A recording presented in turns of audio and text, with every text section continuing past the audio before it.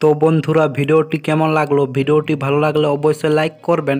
আর technical সাগেন YouTube চ্যানেলে নতুন দর্শক হয়ে থাকলে অবশ্যই চ্যানেলটিকে সাবস্ক্রাইব করে বেল আইকন অল নোটিফিকেশনে সিলেক্ট করুন, তাহলে যখনই আমি এরকম এডিটিং রিলেটেড ভিডিও আপলোড করব আপনার কাছে নোটিফিকেশন চলে যায়। সেম এরকম স্ট্যাটাস ভিডিও এডিটিং করতে হলে আপনার দরকার Alight Motion, song beat mark আর শেক ইফেক্ট।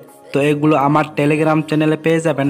আর হ্যাঁ, আমার টেলিগ্রাম চ্যানেল লিঙ্ক এই ভিডিও ডিসক্রিপশনে দেওয়া আছে, ওখান থেকে জয়েন হয়ে নেবেন। আর ভিডিও বানাতে কোনো প্রবলেম হলে অবশ্যই কমেন্ট করবেন, আমি রিপ্লাই দেব।